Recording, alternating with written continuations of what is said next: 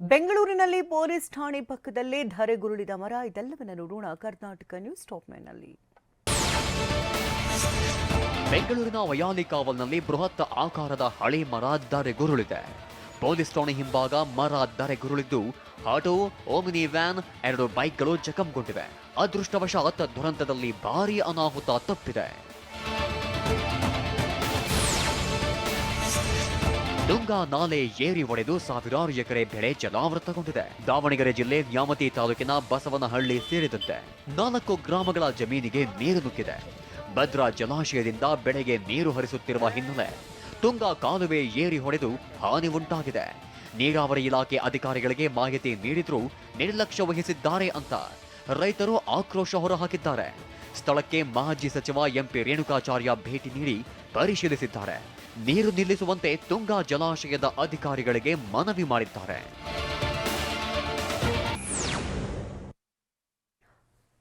ಉಡುಪಿಯಲ್ಲಿ ಯುವತಿ ಮೇಲೆ ರೇಪ್ ಕೇಸ್ ತನಿಖೆ ವೇಳೆ ಶಾಕಿಂಗ್ ವಿಚಾರ ಬಯಲು. 15 ವರ್ಷದ ಬಾಲಕನ ಮೇಲೆ ಅತ್ಯಾಚಾರವೆಸಗಿದ ಯುವಕ. ಬೆಂಗಳೂರಿನ ಹೊಸಕೋಟೆಯಲ್ಲಿ ಬಾಲ್ಯ ವಿವಾಹ ಇನ್ನೂ ಜೀವಂತ. ಇದೆಲ್ಲವನ್ನು ನೋಡೋಣ ಸಮಗ್ರ ನ್ಯೂಸ್ ಟಾಪ್ 9 ನಲ್ಲಿ.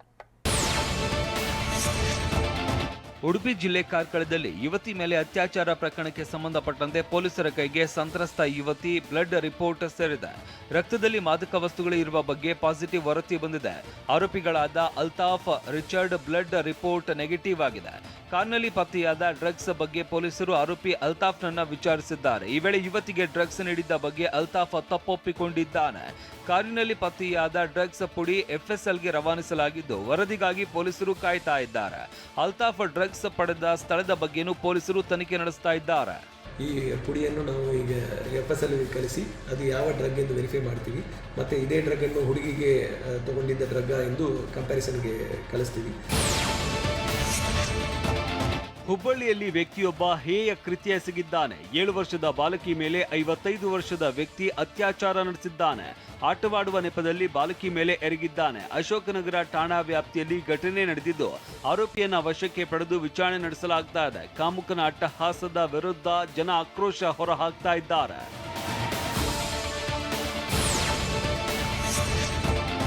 ಹದಿನೈದು ವರ್ಷದ ಬಾಲಕನ ಮೇಲೆ ಯುವಕನೊಬ್ಬ ಅತ್ಯಾಚಾರ ನಡೆಸಿದ್ದಾನೆ. ಹುಬ್ಬಳ್ಳಿಯ ಕಸಬಾ ಠಾಣಾ ವ್ಯಾಪ್ತಿಯಲ್ಲಿ ಘಟನೆ ನಡೆದಿದೆ. ಗಾರೆ ಮತ್ತು ಪೇಂಟಿಂಗ್ ಕೆಲಸ ಮಾಡ್ತಾ ಇದ್ದ ಮಾಸೂಮ್ ಹುಲಮನಿ ಎಂಬ ಯುವಕನಿಂದ ದುಷ್ಕೃತ್ಯ ನಡೆದಿದೆ. ಮೊಬೈಲ್ ಕೊಡಿಸೋದಾಗಿ ಕರೆದೊಯ್ದು ದುಷ್ಕೃತ್ಯ ಎಸಗಿರುವ ಮಾಸೂಮ್ನನ್ನ ಪೊಲೀಸರು ವಶಕ್ಕೆ ಪಡೆದಿದ್ದಾರೆ. ಹುಬ್ಬಳ್ಳಿ ಕಸಬಾ ಠಾಣೆಯಲ್ಲಿ ಪೋಕ್ಸೋ ಕೇಸ್ ದಾಖಲಾಗಿದೆ.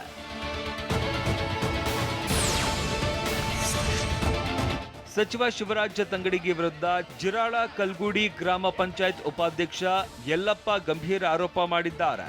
ಕೊಪ್ಪಳ ಜಿಲ್ಲೆ ಗಂಗಾವತಿ ತಾಲೂಕಿನ ಜಿರಾಳ ಕಲ್ಗೂಡಿ ಗ್ರಾಮಕ್ಕೆ ಕಾಮಗಾರಿಗೆ ಚಾಲನೆ ನೀಡುವುದಕ್ಕೆ ತೆರಳಿದ್ದ ಸಚಿವ ತಂಗಡಗಿಗೆ ಗ್ರಾಮಕ್ಕೆ ರಸ್ತೆ ನಿರ್ಮಿಸಿ ಅಂತ ಗ್ರಾಮ ಪಂಚಾಯಿತಿ ಉಪಾಧ್ಯಕ್ಷ ಯಲ್ಲಪ್ಪ ಕೇಳಿದ್ದಾರೆ. ಈ ವೇಳೆ ಸಚಿವ ತಂಗಡಗಿ ಮತ್ತು ಯಲ್ಲಪ್ಪ ನಡುವೆ ಮಾತಿನ ಚಕಮಕಿ ನಡೆದಿದೆ.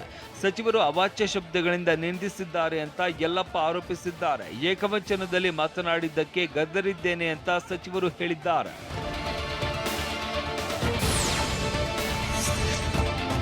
ಕನಿಷ್ಠ ಬೆಂಬಲ ಬೆಲೆ ಯೋಜನೆ ಅಡಿಯಲ್ಲಿ ರಾಜ್ಯಕ್ಕೆ ಹೆಸರುಕಾಳು ಹಾಗೂ ಸೂರ್ಯಕಾಂತಿ ಖರೀದಿಗೆ ಕೇಂದ್ರ ಸರ್ಕಾರ ಸಮ್ಮತಿ ನೀಡಿದೆ. ಪ್ರತಿ ಕ್ವಿಂಟಾಲ್ಗೆ 8,682 ರೂಪಾಯಿಯಂತೆ ಒಟ್ಟು 22,215 ಟನ್ ಹೆಸರುಕಾಳು ಹಾಗೂ ಕ್ವಿಂಟಾಲ್ಗೆ 7,280 ರೂಪಾಯಿ ದರದಲ್ಲಿ 13,210 ಟನ್ ಸೂರ್ಯಕಾಂತಿ ಖರೀದಿಗೆ ಕೇಂದ್ರ ಒಪ್ಪಿದೆ. ಈ ಬಗ್ಗೆ ಕೇಂದ್ರ ಸಚಿವ ಪ್ರಹ್ಲಾದ್ ಜೋಶಿ ಟ್ವೀಟ್ ಮಾಡಿದ್ದಾರೆ.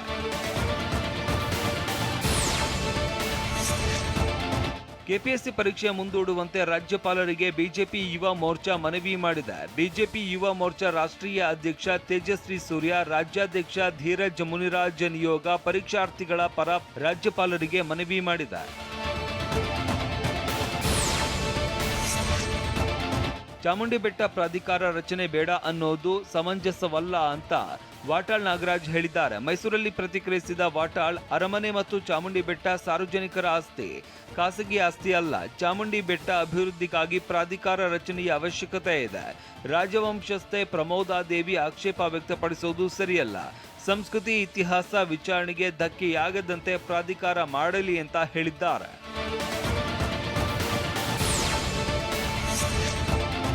ಕೃಷ್ಣ ಜನ್ಮಾಷ್ಟಮಿ ಪ್ರಯುಕ್ತ ಉಡುಪಿ ಜಿಲ್ಲೆಯ ಶ್ರೀ ಕೃಷ್ಣ ಮಠದಲ್ಲಿ 108 ಬಗೆಯ ಲಡ್ಡು ತಯಾರಿ ಮಾಡಲಾಗಿದೆ. ಎಲ್ಲ ಬಗೆಯ ಹಣ್ಣು, ತರಕಾರಿ, ಡ್ರೈ ಫ್ರೂಟ್ಸ್ ಮತ್ತು ಧಾನ್ಯಗಳಿಂದ ಬಗೆ ಬಗೆ ಲಾಡುಗಳನ್ನ ತಯಾರಿಸಲಾಗ್ತಾ ಇದೆ. ಕೃಷ್ಣ ಮಠದಲ್ಲಿ ಕೃಷ್ಣ ಜನ್ಮಾಷ್ಟಮಿ ಸಂಭ್ರಮ ಕಳೆಗಟ್ಟಿದ್ದು ಹಬ್ಬದ ವಾತಾವರಣ ನಿರ್ಮಾಣವಾಗಿದೆ.